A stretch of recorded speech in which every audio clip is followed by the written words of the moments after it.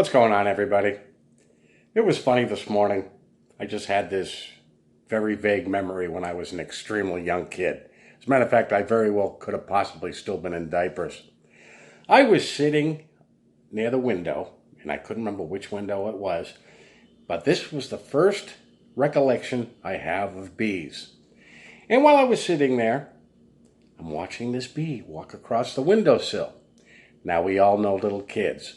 What do little kids have to do with something they've never seen before? They have to touch it. And I was no different. Well, I'm sitting there, totally mesmerized by this bee. I had never seen one before. So I reached out and I touched it. It doesn't take a rocket scientist to tell you what happened.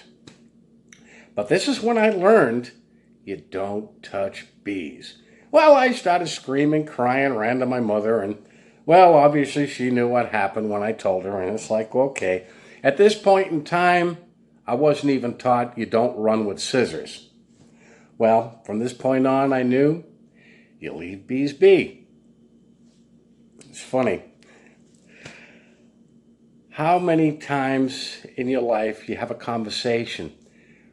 What would you change if you could go back in time? Periodically people will bring that up. What in your life would you change? Now, when somebody asks you that, you're more or less thinking about recent history as opposed to distant. And I had that conversation actually quite recently because somebody had said to me, I bet you would have avoided Jehovah's Witnesses had you known what they were all about. And in all honesty, I don't know about that. Because the thing is, what shapes your character, what shapes you as a person, isn't the easy times in your life. As a matter of fact, it's past mistakes that, provided you don't repeat those mistakes, which shapes your character and steers you in which directions to go. As I started thinking about that, and I says, well, would I have avoided Jehovah's Witnesses had they known what they were all about? Then you go back a little further. Well, that wouldn't have happened had I did this. And before you know it, you're going back decades. And the thing is, I've made some doozy mistakes in my lifetime. But I'm like, well, if I avoided that pitfall then, I wouldn't have ended up here, wouldn't have ended up here, wouldn't have ended up here. As a matter of fact, if everybody's life was so cushy easy, you wouldn't have much character. Like I said, I've made some doozy mistakes in my lifetime. I always have been very good at learning from my past mistakes and doing my damnedest not to repeat them. It doesn't always work out that way, but would I have avoided becoming one of Jehovah's Witnesses? Well, had I wouldn't have known what the organization was all about. And in all honesty, I wouldn't be able to be a warning label for the organization had I not actually been on the inside. So chances are my time in the org shaped me, much like past events in my life, and steered me in a direction. So in all honesty, I don't think I would have avoided going into the Jehovah's Witnesses. I look back at a lot of mistakes that I had made, and I don't think I would have changed them, because the thing is, had I altered them then, I wondered, where would I be today? I wouldn't be the same person I am today. I mean, I look at things in my past. Obviously, Vinny today is not Vinny in his 30s and his 20s. Obviously, I can't do the things I did then. But had I altered my life then, where would I be today? I mean, I wouldn't have learned past mistakes. I wouldn't have learned, don't touch that bee. It's one thing being warned. It's always in the back of your mind. It's another thing actually going through it, and you know for a fact. That was one thing I noticed Jehovah's Witnesses, well, part of their teachings was you don't have to live through a mistake to realize it's bad. But this also is a lure for many of the born-ins when they hear this. Because the curiosity factor is there. They've never been through it, but they always wonder. And it's more alluring that way. When Watchtower keeps pushing this, it makes it more alluring. There was a big difference from the people who came into the organization and the born-ins. But the funny thing is, even the people that I knew in the organization that weren't born-ins, They were no different when I first met them than when I left. My Bible instructor was a perfect example of that. And the unfortunate thing, realized after that I was never really fully indoctrinated because I didn't put the organization on a pedestal. I didn't let every golden nugget out of their mouth dictate which direction I should go. It was always deep down in my head that, no, I'll go my direction. If it's a mistake, I'll make my own mistakes.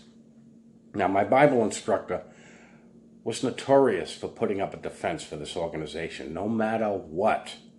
I mean, he put it up here. Now, this guy wanted me to believe that he was a streetwise person. This is the persona he wanted people to believe of him, that he was from the streets, he was streetwise, and he was actually anything but. As a matter of fact, looking back on the many conversations I've had with him, he didn't know much. If he was from the streets, he never learned from it. He used to tell me that if he didn't come into the organization, he'd have been dead.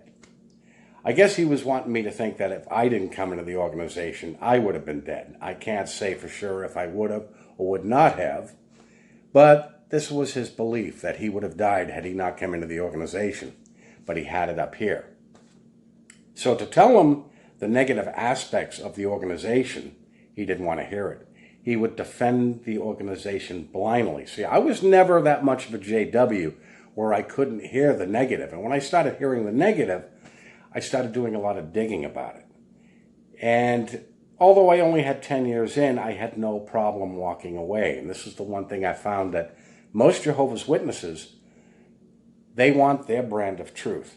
They want to believe so firmly that Watchtower is the truth that they won't do any investigating. As a matter of fact, if they hear any slight problem with the organization, they immediately block their ears.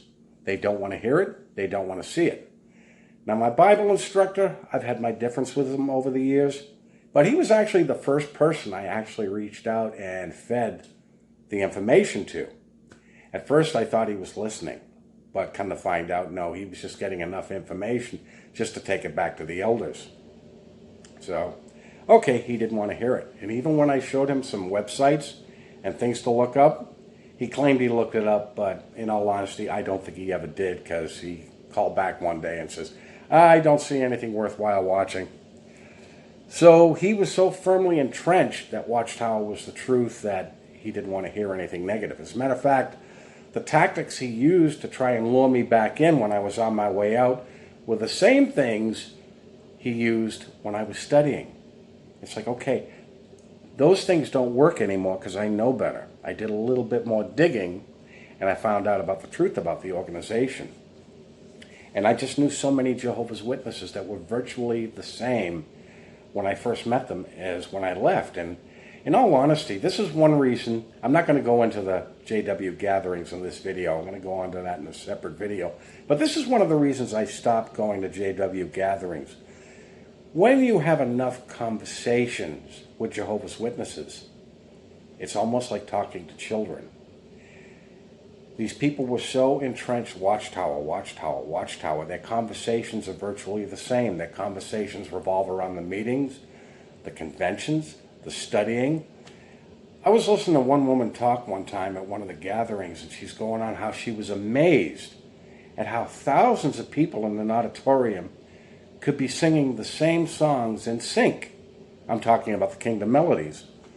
And I'm thinking to myself, well, if every congregation knows these songs, what is the big deal? But she was amazed by this. I was always big on diversifying conversation, because the thing is, you can talk a certain subject to death. So I kind of like to diversify with it. You can talk any subject, I don't care what it is. But when any time you were with Jehovah's Witnesses, that's all they would talk about. Jehovah, Jehovah, Jehovah. On occasion, I would like to go out with the guys and take them out for a beer and shoot some pool and stuff like that, just for a change of pace. This was the beginning of the end for me, because the wives didn't want their husbands hanging out with me. I guess I was a bad influence. Well, one night we're out having a few beers, shooting some pool, and as I'm sitting there, the guys started talking theocratic BS, and I'm like, okay, all I want to do is have a beer and shoot some pool, so While they were having this extended meeting, I got up and I just walked around and socialized with people. But they cannot get their head out of the watchtower. It's their lives. It's everything to them. And the one thing is, I've noticed, grown-ass adults, every time they had an issue, they would have to take it to the elders. And the thing is, what do the elders know that you don't? Because they're probably going through the same thing as well. But it was like talking to children. It's like, you cannot live life and learn anything if you're not going to experience it. And having Watchtower, having the elders guide every step you're taking, you're not going to know much. Because if you ever leave the organization, and this is why so many people leave and come back, because they don't know how the real world works. That's what benefited me, was the fact that I came in from the outside. I lived a good portion of my life long before I ever got to the Kingdom Hall. So I knew enough not to rely on Jehovah's Witnesses to run my life. As a matter of fact, if you do, you're going to let them run it into the ground. So I was never really fully indoctrinated. But when you hear older people in their 80s and 90s sounding like children, sounding like the guys in their 30s and in their 20s, what have you learned? Especially the guys that were in the organization their entire lives. We had one brother. He used to be a pioneer. His wife had passed away, so while she was sick, he was unable to go to the meetings. When she passed away, he started going to the meetings again, and he'd always have this big smile on his face. Well, the car group was talking about the other religions, and he came out with a statement, "Well, I guess they're all right, but they just don't have the faithful and discreet slave." This point in time, I'm thinking, neither do we. But everything that was going on was going right over his head. He still, at his age, was not seeing it. Nicest guy in the world, but in a lot of ways was extremely childish. And I just could not live that way. I could not put this organization on a pedestal and let them dictate everywhere I go. Have I benefited from being one of Jehovah's Witnesses? I can't say for sure whether I have or I haven't. We all grow as people with time. And like I said, I'm not the same person I was 10 years ago. I'm not the same person I was 20 years ago. And I won't be the same person 10 years from now. I like to think that every time in my life, I gain more and more experience and learn from that. My time in Watchtower was an experience. But about the only thing I can do is warn people what to look out for there. But to have an entity dictate every step, there's just something wrong with that. Especially where they don't want to hear anything negative about it. It's kind of like their security blanket. I mean, every time, every kid's got to have this eventually to have their security blanket taken away. And the unfortunate thing is, Jehovah's Witnesses will not lose that security blanket. Anyways, guys, that's all I've got for you today. I'll be talking to you soon. You guys have a good day.